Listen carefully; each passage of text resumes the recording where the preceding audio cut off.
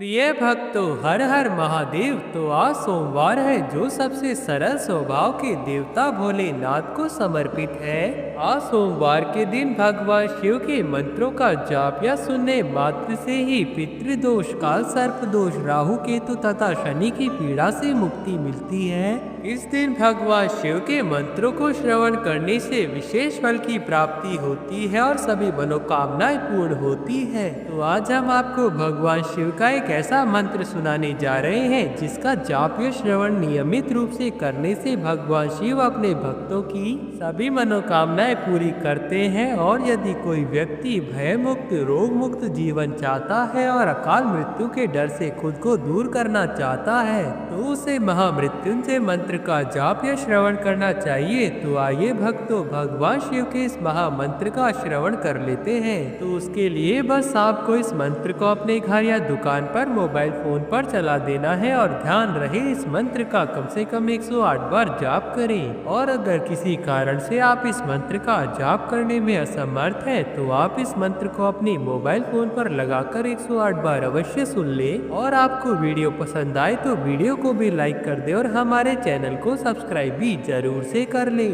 और कमेंट में हर हर महादेव की लिखना ना भूले। और मंत्र इस प्रकार है। ओम त्र्यंबकम यजामहे सुगंधिम पुष्टिवर्धनम उर्वारुकमिव बंधनान् मृत्युर्मुक्ष्यमामृतात्। ओम त्र्यंबकम यजामहे सुगंधिम पुष्टिवर्धनम उर्वारुकमिव बंधनान् मृत्युर्मुक्ष्यमामृतात्। ओम त्र्यंबकम यजामहे सुगंधिम पुष्टिवर्धनम उर्वारुकमिव बंधनान् मृत्युर्मुक्ष्यमामृतात्। ओम त्र्यंबकम यजामहे सुगंधिम पुष्टिवर्धनम उर्वारुकमिव बंधनान् मृत्युर्मुक्ष्यमामृतात्। ओम त्र्यंबकम यजामहे सुगंधिम पुष्टिवर्धनम उर्वारुकमिव बंधनान् मृत्युर्मुक्ष्यमामृतात्। ओम त्र्यंबकम यजामहे सुगंधिम पुष्टिवर्धनम उर्वारुकमिव बंधनान् मृत्युर्मुक्ष्यमामृतात्। ओम त्र्यंबकम यजामहे सुगंधिम पुष्टिवर्धनम उर्वारुकमिव बंधनान् मृत्युर्मुक्ष्यमामृतात्। ओम त्र्यंबकम यजामहे सुगंधिम पुष्टिवर्धनम उर्वारुकमिव बंधनान् मृत्युर्मुक्ष्यमामृतात्। ओम त्र्यंबकम यजामहे सुगंधिम पुष्टिवर्धनम उर्वारुकमिव बंधनान् मृत्युर्मुक्ष्यमामृतात्। ओम त्र्यंबकम यजामहे सुगंधिम पुष्टिवर्धनम उर्वारुकमिव बंधनान् मृत्युर्मुक्ष्यमामृतात्। ओम त्र्यंबकम यजामहे सुगंधिम पुष्टिवर्धनम उर्वारुकमिव बंधनान् मृत्युर्मुक्ष्यमामृतात्। ओम त्र्यंबकम यजामहे सुगंधिम पुष्टिवर्धनम उर्वारुकमिव बंधनान् मृत्युर्मुक्ष्यमामृतात्। ओम त्र्यंबकम यजामहे सुगंधिम पुष्टिवर्धनम उर्वारुकमिव बंधनान् मृत्युर्मुक्ष्यमामृतात्। ओम त्र्यंबकम यजामहे सुगंधिम पुष्टिवर्धनम उर्वारुकमिव बंधनान् मृत्युर्मुक्ष्यमामृतात्। ओम त्र्यंबकम यजामहे सुगंधिम पुष्टिवर्धनम उर्वारुकमिव बंधनान् मृत्युर्मुक्ष्यमामृतात्। ओम त्र्यंबकम यजामहे सुगंधिम पुष्टिवर्धनम उर्वारुकमिव बंधनान् मृत्युर्मुक्ष्यमामृतात्। ॐ त्र्यम्बकं यजामहे सुगन्धिं पुष्टिवर्धनम् उर्वारुकमिव बन्धनान् मृत्युमुक्ष्यमामृतात्। ॐ त्र्यम्बकं यजामहे सुगन्धिं पुष्टिवर्धनम् उर्वारुकमिव बन्धनान् मृत्युमुक्ष्यमामृतात्। ॐ त्र्यम्बकं यजामहे सुगन्धिं पुष्टिवर्धनम् उर्वारुकमिव बन्धनान् मृत्युमुक्ष्यमामृतात्।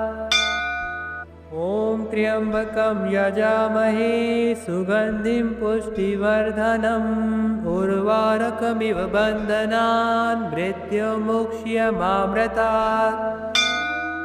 ॐ त्र्यम्बकं यजामहे सुगन्धिं पुष्टिवर्धनम् उर्वारुकमिव बन्धनान् मृत्युमुक्ष्यमामृतात्। ॐ त्र्यम्बकं यजामहे सुगन्धिं पुष्टिवर्धनम् उर्वारुकमिव बन्धनान् मृत्युमुक्ष्यमामृतात्। ॐ त्र्यम्बकं यजामहे सुगन्धिं पुष्टिवर्धनम् उर्वारुकमिव बन्धनान् मृत्युमुक्ष्यमामृतात्। ॐ त्र्यम्बकं यजामहे सुगन्धिं पुष्टिवर्धनम् उर्वारुकमिव बन्धनान् मृत्युमुक्ष्यमामृतात्।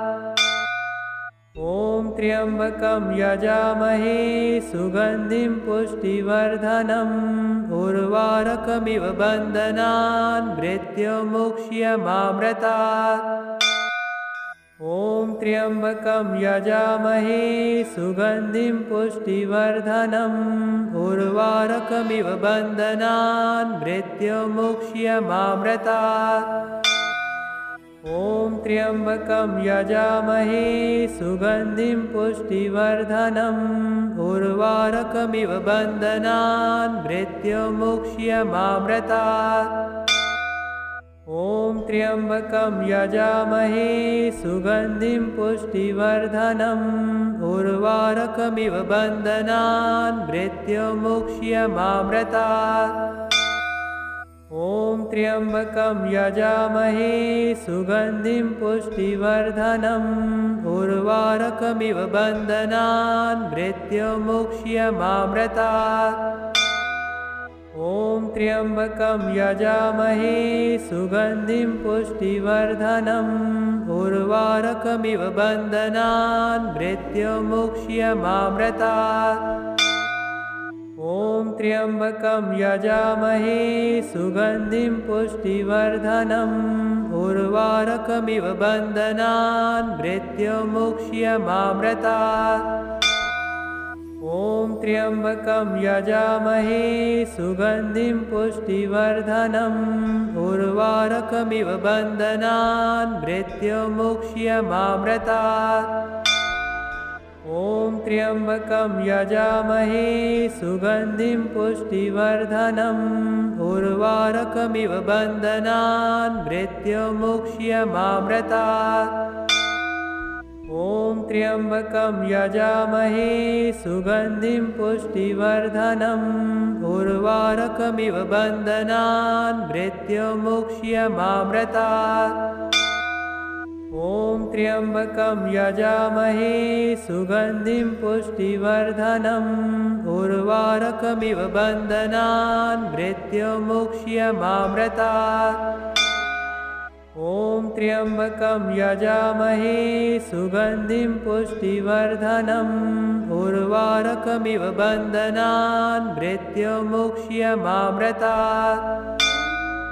ॐ त्र्यम्बकं यजामहे सुगन्धिं पुष्टिवर्धनम् उर्वारुकमिव बन्धनान् मृत्युमुक्ष्यमामृतात्। ॐ त्र्यम्बकं यजामहे सुगन्धिं पुष्टिवर्धनम् उर्वारुकमिव बन्धनान् मृत्युमुक्ष्यमामृतात्। ॐ त्र्यम्बकं यजामहे सुगन्धिं पुष्टिवर्धनम् उर्वारुकमिव बन्धनान् मृत्युमुक्ष्यमामृतात्। ॐ त्र्यम्बकं यजामहे सुगन्धिं पुष्टिवर्धनम् उर्वारुकमिव बन्धनान् मृत्युमुक्ष्यमामृतात्। ॐ त्र्यम्बकं यजामहे सुगन्धिं पुष्टिवर्धनम् उर्वारुकमिव बन्धनान् मृत्युमुक्ष्यमामृतात्।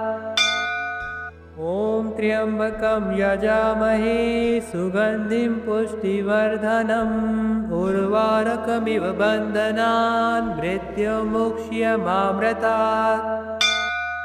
ॐ त्र्यम्बकं यजामहे सुगन्धिं पुष्टिवर्धनम् उर्वारुकमिव बन्धनान् मृत्युमुक्ष्यमामृतात्। ॐ त्र्यम्बकं यजामहे सुगन्धिं पुष्टिवर्धनम् उर्वारुकमिव बन्धनान् मृत्युमुक्ष्यमामृतात्।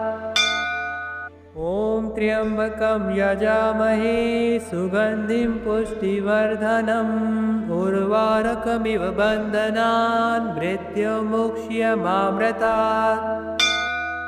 ॐ त्र्यम्बकं यजामहे सुगन्धिं पुष्टिवर्धनम् उर्वारुकमिव बन्धनान् मृत्युमुक्ष्यमामृतात्। ॐ त्र्यम्बकं यजामहे सुगन्धिं पुष्टिवर्धनम् उर्वारुकमिव बन्धनान् मृत्युमुक्ष्यमामृतात्। ॐ त्र्यम्बकं यजामहे सुगन्धिं पुष्टिवर्धनम् उर्वारुकमिव बन्धनान् मृत्युमुक्ष्यमामृतात्। ॐ त्र्यम्बकं यजामहे सुगन्धिं पुष्टिवर्धनम् उर्वारुकमिव बन्धनान् मृत्युमुक्ष्यमामृतात्। ॐ त्र्यम्बकं यजामहे सुगन्धिं पुष्टिवर्धनम् उर्वारुकमिव बन्धनान् मृत्युमुक्ष्यमामृतात्। ॐ त्र्यम्बकं यजामहे सुगन्धिं पुष्टिवर्धनम् उर्वारुकमिव बन्धनान् मृत्युमुक्ष्यमामृतात्। ॐ त्र्यम्बकं यजामहे सुगन्धिं पुष्टिवर्धनम् उर्वारुकमिव बन्धनान् मृत्युमुक्ष्यमामृतात्।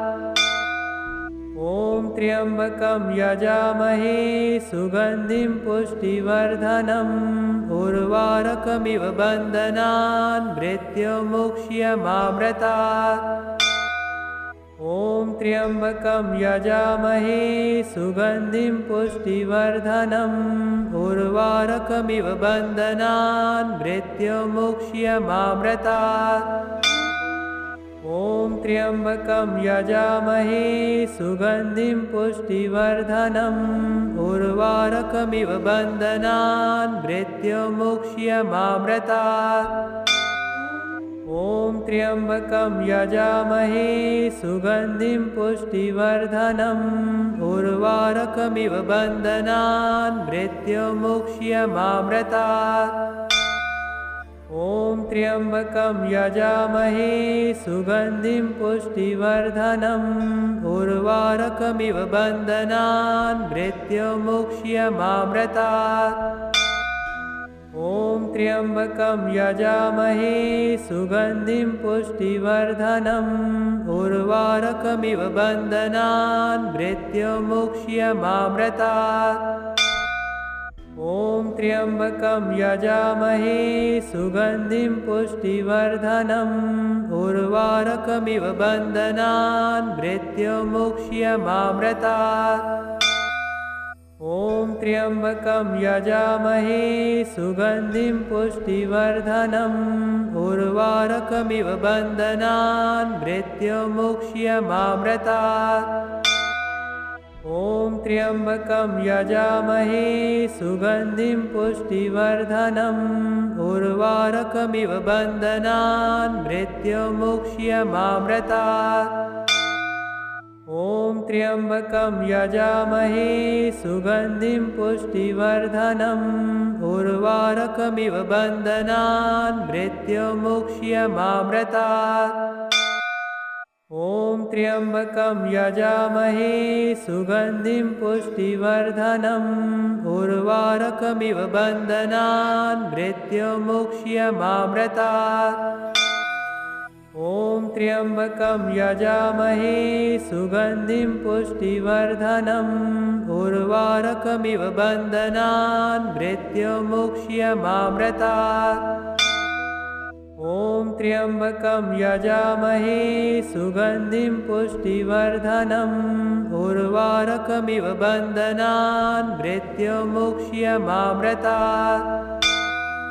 ॐ त्र्यम्बकं यजामहे सुगन्धिं पुष्टिवर्धनम् उर्वारुकमिव बन्धनान् मृत्युमुक्ष्यमामृतात्।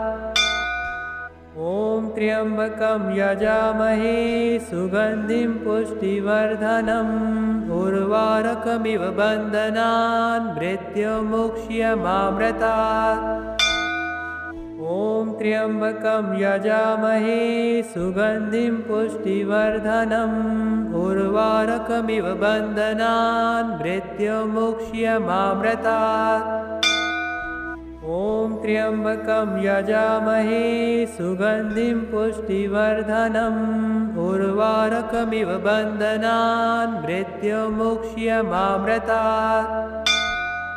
ॐ त्र्यम्बकं यजामहे सुगन्धिं पुष्टिवर्धनम् उर्वारुकमिव बन्धनान् मृत्युमुक्ष्यमामृतात्।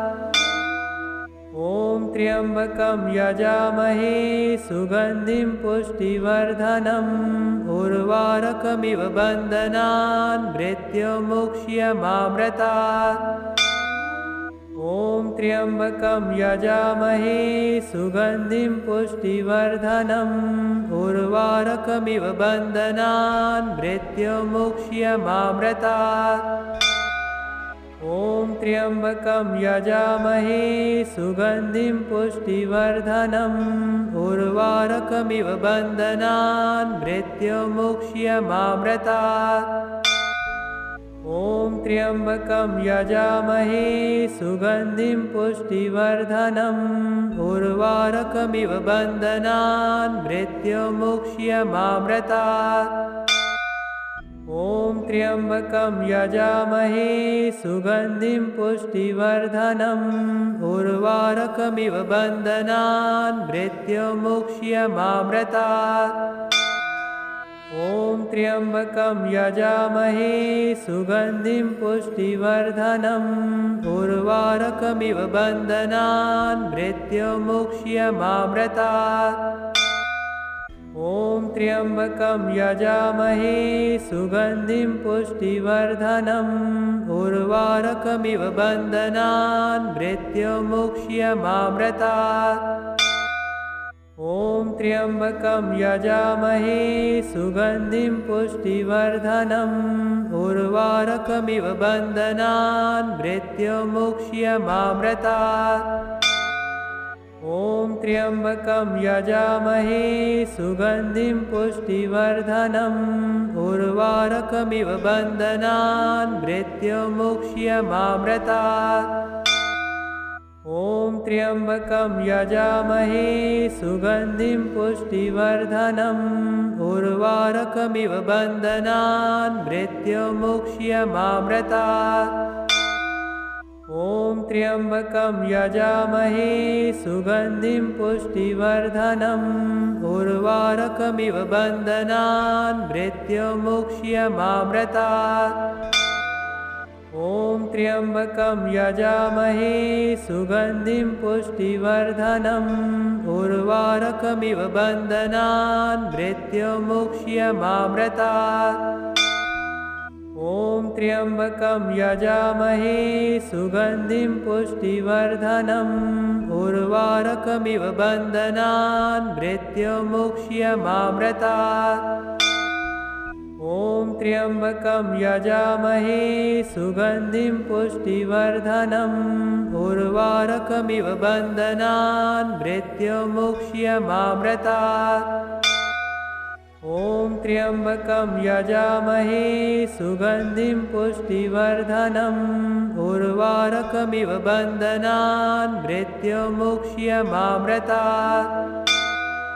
ॐ त्र्यम्बकं यजामहे सुगन्धिं पुष्टिवर्धनम् उर्वारुकमिव बन्धनान् मृत्युमुक्ष्यमामृतात्। ॐ त्र्यम्बकं यजामहे सुगन्धिं पुष्टिवर्धनम् उर्वारुकमिव बन्धनान् मृत्युमुक्ष्यमामृतात्। ॐ त्र्यम्बकं यजामहे सुगन्धिं पुष्टिवर्धनम् उर्वारुकमिव बन्धनान् मृत्युमुक्ष्यमामृतात्। ॐ त्र्यम्बकं यजामहे सुगन्धिं पुष्टिवर्धनम् उर्वारुकमिव बन्धनान् मृत्युमुक्ष्यमामृतात्। ॐ त्र्यम्बकं यजामहे सुगन्धिं पुष्टिवर्धनम् उर्वारुकमिव बन्धनान् मृत्युमुक्ष्यमामृतात्। ॐ त्र्यम्बकं यजामहे सुगन्धिं पुष्टिवर्धनम् उर्वारुकमिव बन्धनान् मृत्युमुक्ष्यमामृतात्। ॐ त्र्यम्बकं यजामहे सुगन्धिं पुष्टिवर्धनम् उर्वारुकमिव बन्धनान् मृत्युमुक्ष्यमामृतात्। ॐ त्र्यम्बकं यजामहे सुगन्धिं पुष्टिवर्धनम् उर्वारुकमिव बन्धनान् मृत्युमुक्ष्यमामृतात्। ॐ त्र्यम्बकं यजामहे सुगन्धिं पुष्टिवर्धनम् उर्वारुकमिव बन्धनान् मृत्युमुक्ष्यमामृतात्। ॐ त्र्यम्बकं यजामहे सुगन्धिं पुष्टिवर्धनम् उर्वारुकमिव बन्धनान् मृत्युमुक्ष्यमामृतात्। ॐ त्र्यम्बकं यजामहे सुगन्धिं पुष्टिवर्धनम् उर्वारुकमिव बन्धनान् मृत्युमुक्ष्यमामृतात्। ॐ त्र्यम्बकं यजामहे सुगन्धिं पुष्टिवर्धनम् उर्वारुकमिव बन्धनान् मृत्युमुक्ष्यमामृतात्। ॐ त्र्यम्बकं यजामहे सुगन्धिं पुष्टिवर्धनम् उर्वारुकमिव बन्धनान् मृत्युमुक्ष्यमामृतात्। ॐ त्र्यम्बकं यजामहे सुगन्धिं पुष्टिवर्धनम् उर्वारुकमिव बन्धनान् मृत्युमुक्ष्यमामृतात्। ॐ त्र्यम्बकं यजामहे सुगन्धिं पुष्टिवर्धनम् उर्वारुकमिव बन्धनान् मृत्युमुक्ष्यमामृतात्। ॐ त्र्यम्बकं यजामहे सुगन्धिं पुष्टिवर्धनम् उर्वारुकमिव बन्धनान् मृत्युमुक्ष्यमामृतात्। ॐ त्र्यम्बकं यजामहे सुगन्धिं पुष्टिवर्धनम् उर्वारुकमिव बन्धनान् मृत्युमुक्ष्यमामृतात्। ॐ त्र्यम्बकं यजामहे सुगन्धिं पुष्टिवर्धनम् उर्वारुकमिव बन्धनान् मृत्युमुक्ष्यमामृतात्। ॐ त्र्यम्बकं यजामहे सुगन्धिं पुष्टिवर्धनम् उर्वारुकमिव बन्धनान् मृत्युमुक्ष्यमामृतात्। ॐ त्र्यम्बकं यजामहे सुगन्धिं पुष्टिवर्धनम् उर्वारुकमिव बन्धनान् मृत्युमुक्ष्यमामृतात्। ॐ त्र्यम्बकं यजामहे सुगन्धिं पुष्टिवर्धनम् उर्वारुकमिव बन्धनान् मृत्युमुक्ष्यमामृतात्। ॐ त्र्यम्बकं यजामहे सुगन्धिं पुष्टिवर्धनम् उर्वारुकमिव बन्धनान् मृत्युमुक्ष्यमामृतात्। ॐ त्र्यम्बकं यजामहे सुगन्धिं पुष्टिवर्धनम् उर्वारुकमिव बन्धनान् मृत्युमुक्ष्यमामृतात्। ॐ त्र्यम्बकं यजामहे सुगन्धिं पुष्टिवर्धनम् उर्वारुकमिव बन्धनान् मृत्युमुक्ष्यमामृतात्। ॐ त्र्यम्बकं यजामहे सुगन्धिं पुष्टिवर्धनम् उर्वारुकमिव बन्धनान् मृत्युमुक्ष्यमामृतात्। ॐ त्र्यम्बकं यजामहे सुगन्धिं पुष्टिवर्धनम् उर्वारुकमिव बन्धनान् मृत्युमुक्ष्यमामृतात्। ॐ त्र्यम्बकं यजामहे सुगन्धिं पुष्टिवर्धनम् उर्वारुकमिव बन्धनान् मृत्युमुक्ष्यमामृतात्। ॐ त्र्यम्बकं यजामहे सुगन्धिं पुष्टिवर्धनम् उर्वारुकमिव बन्धनान् मृत्युमुक्ष्यमामृतात्। ॐ त्र्यम्बकं यजामहे सुगन्धिं पुष्टिवर्धनम् उर्वारुकमिव बन्धनान् मृत्युमुक्ष्यमामृतात्। ॐ त्र्यम्बकं यजामहे सुगन्धिं पुष्टिवर्धनम् उर्वारुकमिव बन्धनान् मृत्युमुक्ष्यमामृतात्। ॐ त्र्यम्बकं यजामहे सुगन्धिं पुष्टिवर्धनम् उर्वारुकमिव बन्धनान् मृत्युमुक्ष्यमामृतात्। ॐ त्र्यम्बकं यजामहे सुगन्धिं पुष्टिवर्धनम् उर्वारुकमिव बन्धनान् मृत्युमुक्ष्यमामृतात्। ॐ त्र्यम्बकं यजामहे सुगन्धिं पुष्टिवर्धनम् उर्वारुकमिव बन्धनान् मृत्युमुक्ष्यमामृतात्। ॐ त्र्यम्बकं यजामहे सुगन्धिं पुष्टिवर्धनम् उर्वारुकमिव बन्धनान् मृत्युमुक्ष्यमामृतात्। ॐ त्र्यम्बकं यजामहे सुगन्धिं पुष्टिवर्धनम् उर्वारुकमिव बन्धनान् मृत्युमुक्ष्यमामृतात्। ॐ त्र्यम्बकं यजामहे सुगन्धिं पुष्टिवर्धनम् उर्वारुकमिव बन्धनान् मृत्युमुक्ष्यमामृतात्। ॐ त्र्यम्बकं यजामहे सुगन्धिं पुष्टिवर्धनम् उर्वारुकमिव बन्धनान् मृत्युमुक्ष्यमामृतात्। ॐ त्र्यम्बकं यजामहे सुगन्धिं पुष्टिवर्धनम् उर्वारुकमिव बन्धनान् मृत्युमुक्ष्यमामृतात्। ॐ त्र्यम्बकं यजामहे सुगन्धिं पुष्टिवर्धनम् उर्वारुकमिव बन्धनान् मृत्युमुक्ष्यमामृतात्। ॐ त्र्यम्बकं यजामहे सुगन्धिं पुष्टिवर्धनम् उर्वारुकमिव बन्धनान् मृत्युमुक्ष्यमामृतात्। ॐ त्र्यम्बकं यजामहे सुगन्धिं पुष्टिवर्धनम् उर्वारुकमिव बन्धनान् मृत्युमुक्ष्यमामृतात्। ॐ त्र्यम्बकं यजामहे सुगन्धिं पुष्टिवर्धनम् उर्वारुकमिव बन्धनान् मृत्युमुक्ष्यमामृतात्। ॐ त्र्यम्बकं यजामहे सुगन्धिं पुष्टिवर्धनम् उर्वारुकमिव बन्धनान् मृत्युमुक्ष्यमामृतात्। ॐ त्र्यम्बकं यजामहे सुगन्धिं पुष्टिवर्धनम् उर्वारुकमिव बन्धनान् मृत्युमुक्ष्यमामृतात्।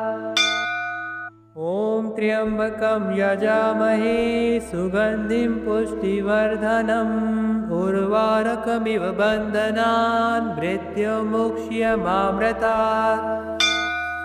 ॐ त्र्यम्बकं यजामहे सुगन्धिं पुष्टिवर्धनम् उर्वारुकमिव बन्धनान् मृत्युमुक्ष्यमामृतात्।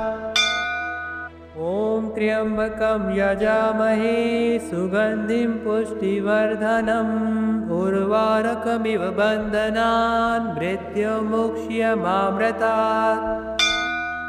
ॐ त्र्यम्बकं यजामहे सुगन्धिं पुष्टिवर्धनम् उर्वारुकमिव बन्धनान् मृत्युमुक्ष्यमामृतात्।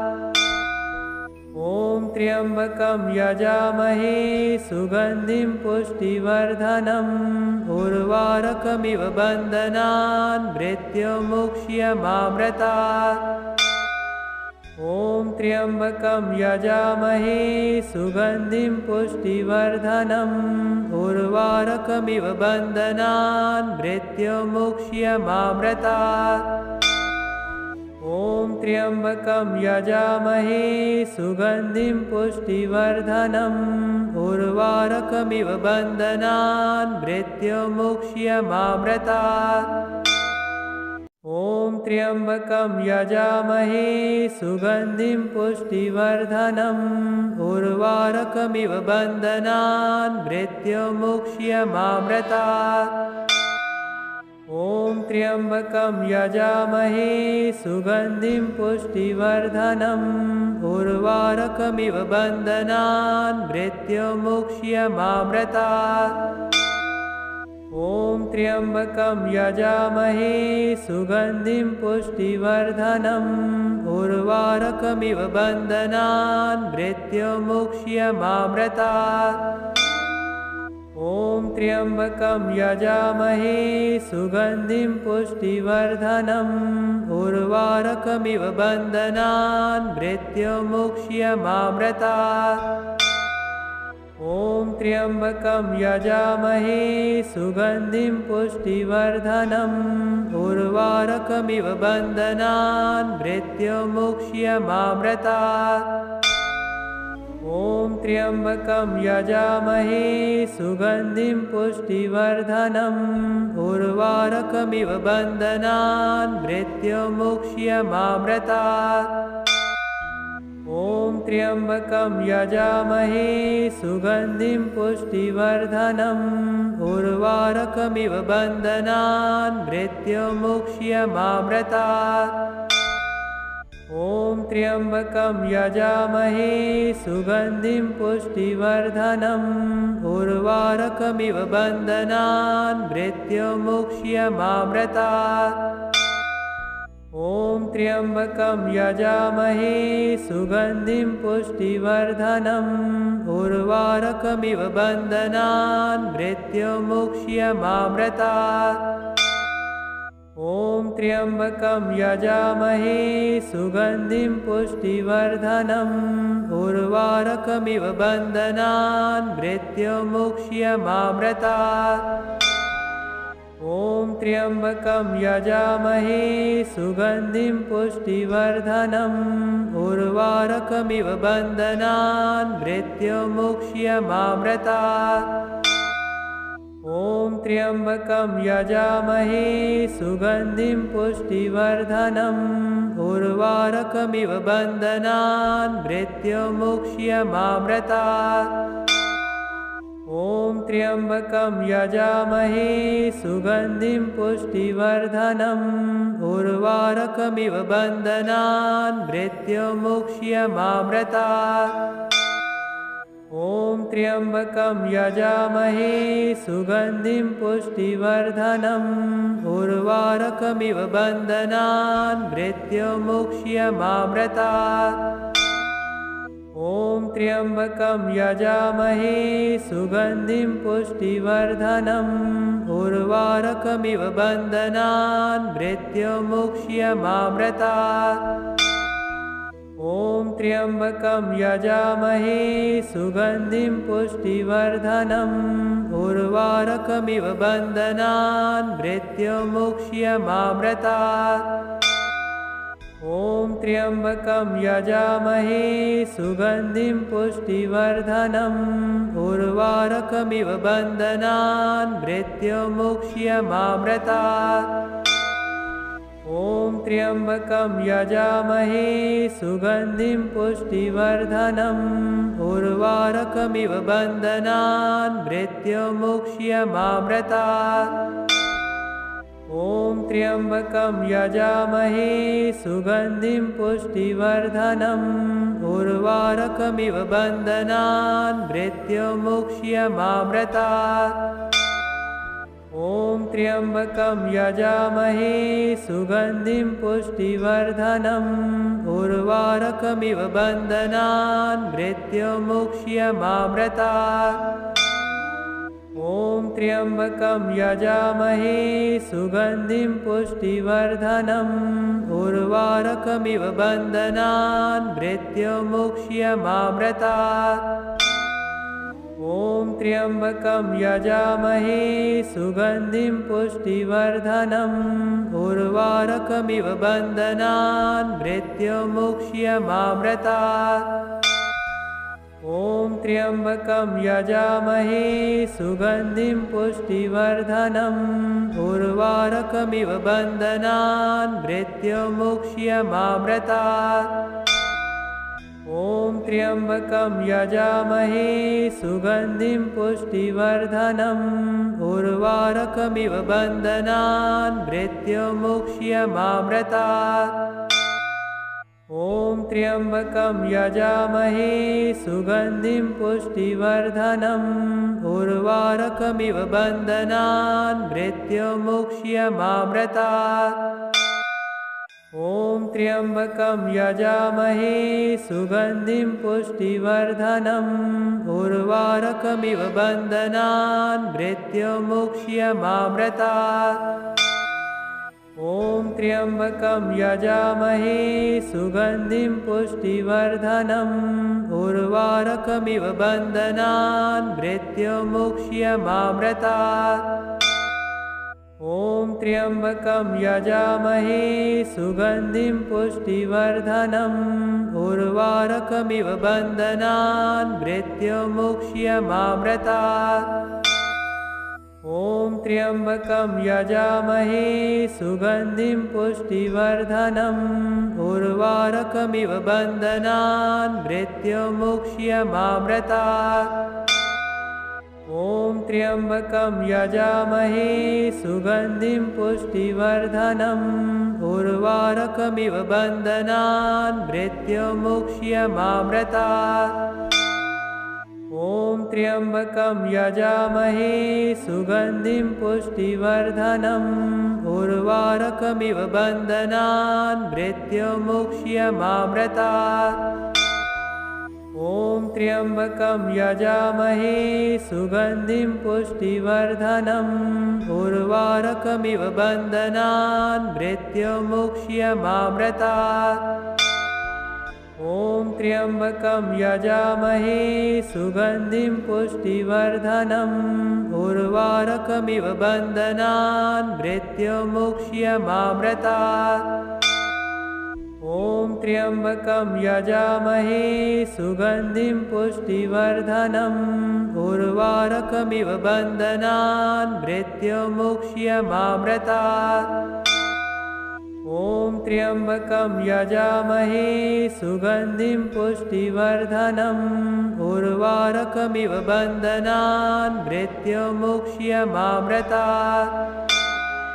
ॐ त्र्यम्बकं यजामहे सुगन्धिं पुष्टिवर्धनम् उर्वारुकमिव बन्धनान् मृत्युमुक्ष्यमामृतात्। ॐ त्र्यम्बकं यजामहे सुगन्धिं पुष्टिवर्धनम् उर्वारुकमिव बन्धनान् मृत्युमुक्ष्यमामृतात्। ॐ त्र्यम्बकं यजामहे सुगन्धिं पुष्टिवर्धनम् उर्वारुकमिव बन्धनान् मृत्युमुक्ष्यमामृतात्। ॐ त्र्यम्बकं यजामहे सुगन्धिं पुष्टिवर्धनम् उर्वारुकमिव बन्धनान् मृत्युमुक्ष्यमामृतात्। ॐ त्र्यम्बकं यजामहे सुगन्धिं पुष्टिवर्धनम् उर्वारुकमिव बन्धनान् मृत्युमुक्ष्यमामृतात्। ॐ त्र्यम्बकं यजामहे सुगन्धिं पुष्टिवर्धनम् उर्वारुकमिव बन्धनान् मृत्युमुक्ष्यमामृतात्। ॐ त्र्यम्बकं यजामहे सुगन्धिं पुष्टिवर्धनम् उर्वारुकमिव बन्धनान् मृत्युमुक्ष्यमामृतात्। ॐ त्र्यम्बकं यजामहे सुगन्धिं पुष्टिवर्धनम् उर्वारुकमिव बन्धनान् मृत्युमुक्ष्यमामृतात्। ॐ त्र्यम्बकं यजामहे सुगन्धिं पुष्टिवर्धनम् उर्वारुकमिव बन्धनान् मृत्युमुक्ष्यमामृतात्। ॐ त्र्यम्बकं यजामहे सुगन्धिं पुष्टिवर्धनम् उर्वारुकमिव बन्धनान् मृत्युमुक्ष्यमामृतात्।